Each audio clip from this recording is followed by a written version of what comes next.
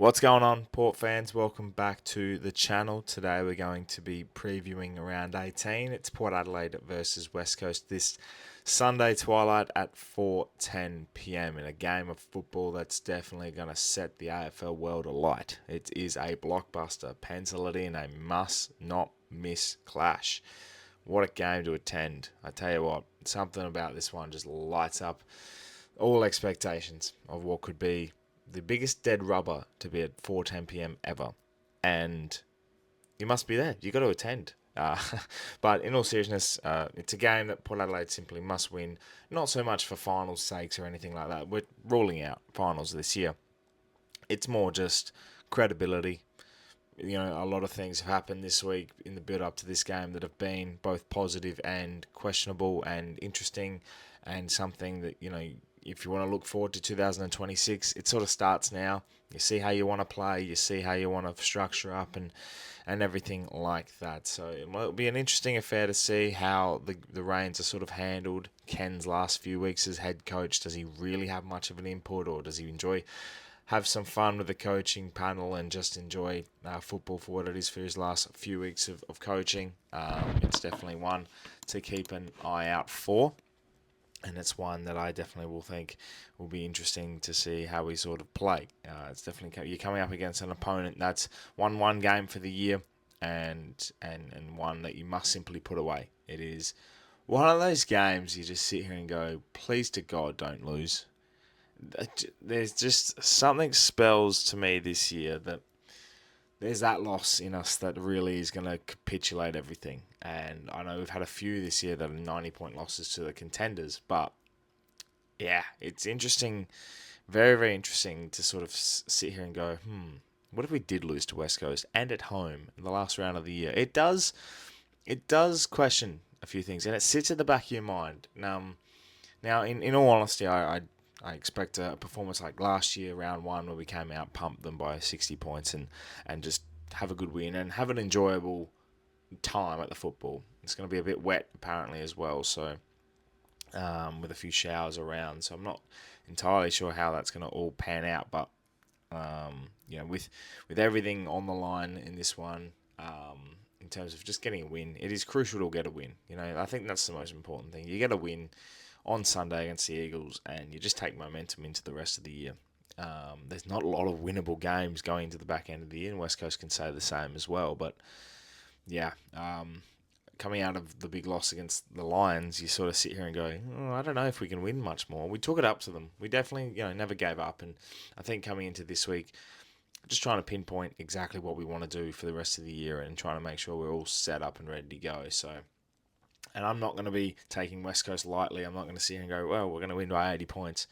They can pluck something out. They can be quite formidable in terms of them just rocking up and causing an upset. So never, ever, ever take a game like this lightly, especially with how Port have been this year. So we'll see how it pans out. But this game, yeah, it's one I'm a little bit edgy about, and it's the ones where you'd expect to win more is when Port Adelaide really just turn it on. So obviously the news this week has been Chad Corns has been given a farewell. Obviously he's not going to be renewed for 2026, which I think is a good thing.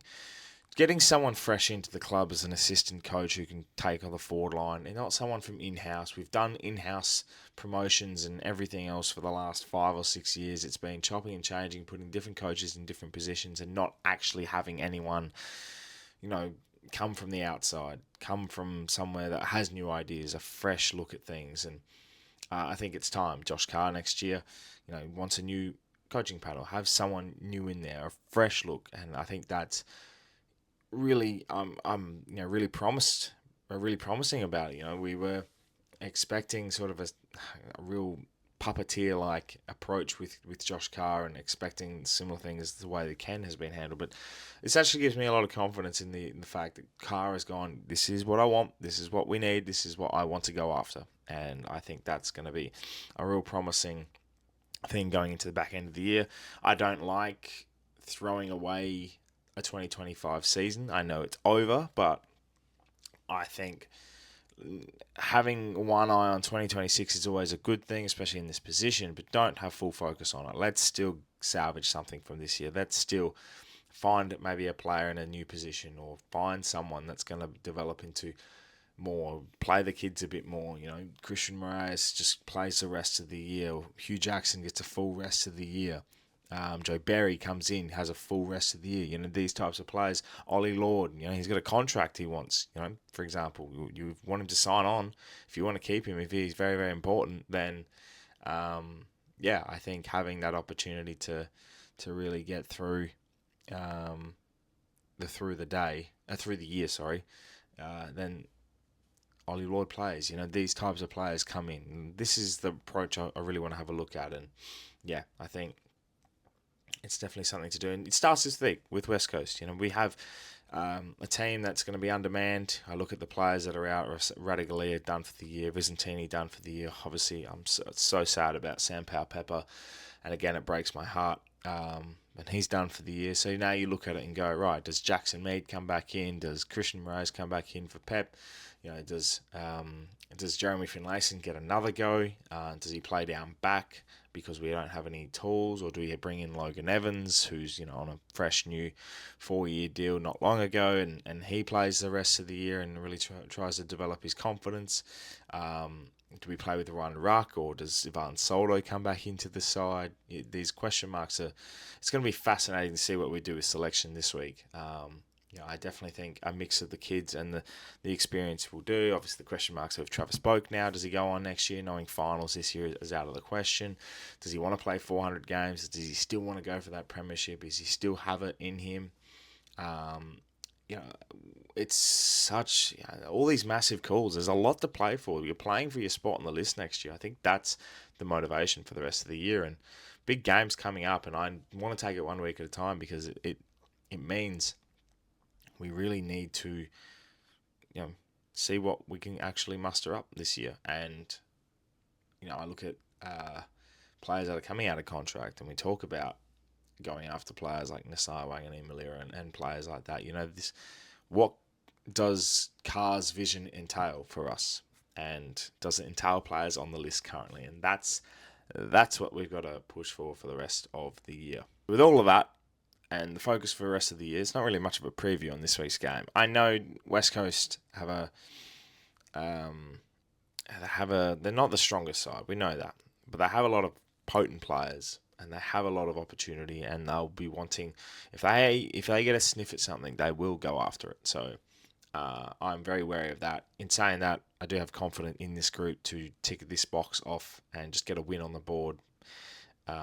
And it'll be probably a 5-6 goal win. I don't think it'll be massive. The key here is to get a good start like last week and just keep that momentum. Home crowd, kids go free as well this week, so a lot of opportunity for a family-friendly environment, a big crowd, and let's start the ending of the Ken farewell tour, I guess. Port fans, let me know in the comments below your thoughts about what we should do for the rest of the year, and obviously this game coming up. It's a massive game in terms of the context of confidence and bouncing back after last week's loss. We played some good sides of late. We've had some good wins of late, and I think a big opportunity for us to get a nice big win here would be handy. And if there's, like I talk about Sydney, I know finals are out of the question, but for example, we're level with Sydney, and if there's ever like a chance where you want to keep mathematical chances in and you want to play finals, big win here, getting that percentage back up, that's the optimism in me, by the way.